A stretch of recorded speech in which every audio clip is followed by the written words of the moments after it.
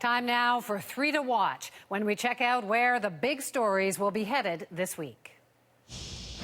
What do you think of the Canadian Senate these days? Oh, loaded question. Don't believe in it? I think the Senate is useless. It's a little bit of a gong show at the moment, eh?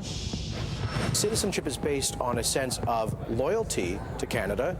If you violently express your disloyalty, maybe we should regard that as a de facto renunciation.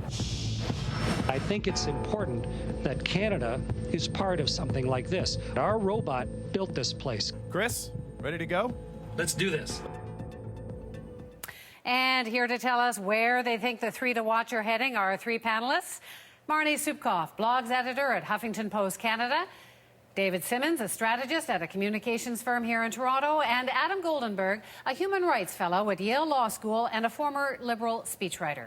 So here we go with their #1 story to watch, scandal in the Canadian Senate. It's a black hole of accountability and a national embarrassment. And when are they going to do the right thing and abolish it? Things are looking down in the upper chamber. Senator Patrick Brazeau is facing charges of assault and sexual assault. Investigators are looking into the expenses of 2 other senators. And the government is already asking for court guidance on big reforms. Will this bad week blow over, or is the Senate as we know it past its expiry date? So, Marnie, I'll start with you. Just a bad week or a bad future? Both. Definitely a bad week, no getting around it. But I think a bad future. I think there's, if there hasn't been enough of a groundswell and appetite in the public for Senate reform until now, I think it's a number of controversies like this that happen all at once that's enough to get people starting to actually care. Until now, it was Stephen Harper and his party who originally were the ones saying we want Senate reform. It seemed like the public was sort of saying, I don't really care. But when it seems like taxpayers are being taken advantage of, when it's sort of being put out there right in your face that it looks like people are taking advantage, that senators maybe have too cushy a job, then all of a sudden all these ideas about Senate reform that used to seem not so relevant, suddenly they become relevant. So, Adam, does this make Harper look bad or just the Senate? Well, look, if you've got problems with your roster on a hockey team, you fire the coach before you abolish the team. And here Harper's the coach, these are his guys, his bench, and they're screwing up. There's something really ironic about the fact that Stephen Harper's mission impossible approach to Senate appointments, these senators will self-destruct in 30 seconds, is finally catching up with him and ironically advancing the very Senate reform agenda that, as Marnie said, he's been pushing for years. So you think he wanted them to explode? No, I don't think he actually wanted them to. This is embarrassing for him, but ultimately this is the movement that he wants to start, Canadians wanting to make some change in the Senate. The fact that all of this is blowing up the week after he referred the question to the Supreme Court is, I mean, it's just the timing is just too delightful, really, for words. But did he really want this, do you think, David? I don't think so, Wendy. I actually think that there's a number of things working together. We have to remember that the New Democrats actually aren't as in favor of the Senate as some might suspect. There were very limited champions for the Senate, and it was established to do 2 things: represent the regions in Canada and be a chamber of second thought for the House of Commons. Sober second thought. Yeah, and it does neither, right? It doesn't do anything for the Commons, and the premiers have really evolved into a role where they speak for the regions. We saw Brad Wall speak for the West during the potash situation. Kathy Dunderdale seems to be, and Darrell Dexter speak for Atlantic Canada, and Christy Clark and Alison Redford are very loud voices in the West. So I think all those things combined will mean that Canadians will soon think, why do we have these guys in Ottawa doing Well, nothing? and the court ruling could take a couple of years. Will this, I mean, I don't hear anyone cheering for the Senate. Will it still be alive in a couple of years? My guess is that the Supreme Court says that if the government wants to do anything about the Senate, they have to work with the provinces in order to have that constitutional Well, we've seen that change. movie. Well, yeah, and I don't think that goes anywhere. So the question is all of this Senate scandal enough to change opinions in the provinces when crisis and scandal themselves? happen, that's what pushes public opinion, right? So before we would rely on, oh, there's the goodness about the Senate. That's all gone now. So when the premiers are invited to a table, it gives them the ability to push away, like, go away, Senate. We've got this. And I think the question too is that whether or not Harper can do this delicate dance of saying, I'm going to come in as a reformer, even though it was my senators who kind of brought this to the fore. I mean, I think things could go either way because he has, championed himself as the Senate reformer, but it's a little hard when all the dirty laundry happens to be on your watch. Got to move on. Time for big story #2. We are learning more about the Canadian connection to a deadly bus bombing in Bulgaria last year. In the past few weeks, Canadian citizens have been linked to a bus bombing in Bulgaria and accused of taking part in a terrorist attack in Algeria. Our immigration minister is now backing legislation that would strip Canadian dual national terrorists of their citizenship. So is this moral clarity or a legal quagmire? What do you think, David? I actually think I may be the minority opinion here, but I don't think that this is very contentious. I think that citizenship comes with rights and it comes with responsibilities.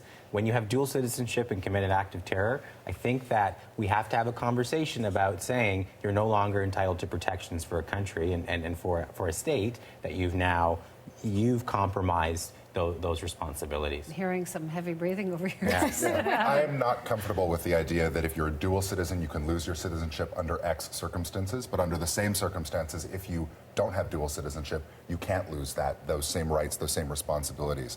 That's a double standard that I'm wary of. I'm also uncomfortable with the idea of stripping people of their citizenship at all. If citizenship is to mean anything, it should be sacrosanct and true. The people we're talking about here are reprehensible. The people that we're talking about are almost impossible to defend, which is why the politics of what Jason Kenney is doing are so good. Yeah. But fundamentally, I'm not sure that we want to go down the road where we start making Canadians not Canadian Well, anymore. where could this head, Marnie? What do you see here? Well, I mean, I think where this could head is actually at a further look at dual citizenship and how comfortable we are with that. Because as Adam points out, it doesn't make a whole lot of sense. So if we're going to say that dual citizenship is a different kind of citizenship that is more tenuous and doesn't mean as much as someone who is born a Canadian citizen, then we might start to ask, do we want it? Do we want it to exist? And that conversation helps the Conservatives, because remember, the leader of the opposition is a dual citizen. Tom Mulcair is a French citizen as well as a Canadian one, and I wonder if that's not in Jason Kenney's mind as well. I think that's a bit of a conspiracy theory. Like this is we need to. There's a court, right? And there's a court of public opinion. Does the Conservative government have a broader citizenship agenda? Absolutely. Jason Kenney's talked about that. He's been open about it. But questions of terrorism, and I know where this is going, but questions of terrorism are fundamentally different than anything else. I guess where it goes is, so then do you take dual citizenship murderers and say they're not? No, and the government's been clear about that, though. I think the opinion is not about criminals. The opinion is about terrorists, and they are in a different category, and the court of public opinion would largely agree, and I think we're going to see Canadians coalesce around this idea. But you're not getting at the heart of the problem. I mean, great, so then you can say, okay, every time one of our citizens bombs someone, we can then say they're no longer a citizen. The problem is that we have citizens who are bombing people, not what we do afterwards. So I think that, yeah, this is an easier way for Jason Kenney to go about it, because it's much harder to get at the actual root problem, which is the fact that this is happening more often. Adam? Look, if we're talking about the court of public opinion and we're putting that in the same conversation as the rights of Canadian citizens, that's very treacherous ground. I think that if our reputation in the world is a country of laws and a democratic country governed by the rule of law, we can't let questions of public opinion dictate who has what citizenship rights, when, and how. So maybe a last quick point, Dave. Politics is about public opinion, and we're not the only country who's considering this or done this. Australia does this. The United Kingdom does this. We're not an anomaly. Well, it may be the right thing to do, but it certainly is contentious. Absolutely. Thank you so much, David. Time now, story number 3. Hi, I'm Chris Hadfield from the Canadian Space Agency. In schools, online, and on television screens across the country, Chris Hadfield has launched the profile of the Canadian Space Agency into orbit. Problem is, the agency itself is down in the dumps. Its budget has been slashed. Its president just quit. Can this man's star power save Canada's space legacy? Pretty amazing guy. What do you think? Can he save it all? To boldly tweet where no Canadian has tweeted before.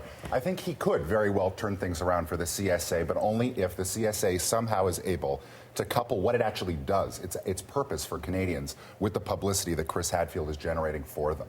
I mean, we see every time that people talk about cutting funding to the RCMP, what does the RCMP say? Oh, well, sorry, we got to get rid of the musical ride. You want to cut funding to the Canadian forces? There go the snowbirds. And public opinion, which we were just talking about, is galvanized against those cuts. If the CSA can mobilize the popularity of William Shatner, I mean, we've got Captain Kirk involved in a story about science in Canada. This has never happened before. Oh, it's brilliant. I mean, he even thought or somebody brilliant thought to take up the puck before the hockey strike was even resolved. What is he enough, Marnie, to save the entire legacy of our space? I don't think he is enough. He's fantastic, and we love to love him. But I don't think people equate him with our space agency. People think, oh, that's cool. That's Chris Hadfield, and he's a Canadian. But they don't make any connection. I mean, how long has he been in Houston training with NASA, and how much of the past 10, 15 years of his life has been in other countries? And that's no slight on him. That's where you've got to be if you're going to be a fantastic astronaut and moving forward in the space industry. You're not questioning Chris Hadfield, are you? I'm not questioning Chris Hadfield. He's great. But what I'm questioning is whether you can take Chris Hadfield and direct all that support and warm feeling and put it back to the Canadian Space Agency, and I don't think you can. Well, I mean, Adam's argument is that it'll make it a lot harder for anyone to try and cut back. What do you think? What's your sense? Where are Canadians on this? I think that Chris Hadfield's done what the cable guy would call a solid for the Canadian space program. He really has. I mean, he's rejuvenated it. And now the agency's job is to help us fall in love with space travel again. Like when Kennedy declared the moon as our new frontier, we fell in love with the idea of all the things that came with space travel. The technology, the community, this idea of mystery and magic. They need to do that. They need to make the impossible possible again. They do that through good storytelling. So over to the CSA. Well, yeah, that was the age of the Jetsons, right? Absolutely. I remember watching the Jetsons thinking, when am I going to be able to have the screen in my hand? When is my car going to talk to me? So we don't have that sense Both of them happen now. Excitement anymore, you don't think? I don't know. I think Marnie's right. We are excited about this guy in space who's doing awesome things, but space is kind of space. And I think we realize more now that we have to pay for it. I don't think we realized at the beginning just how much it would cost, and that ultimately we were the ones footing the bill. Well, he's up there for a few more months. What's next? Well, look, a lot of what he's doing up there is basic science, which is not sexy. It's very hard to sell the directionless. I say directionless because we don't know specifically what he's trying to discover. He's just trying to discover stuff. The CSA has to find a way to make that attractive to people, if we to tell that compelling story. If we were doing thought leadership, this is exactly the moment where you now start sowing those small seeds of this is what's possible, this is how we do it, and this is why it's important that we're here. Well, that has to happen. He's there for a few more months. Thanks, guys. That was fun. Thanks, Wendy.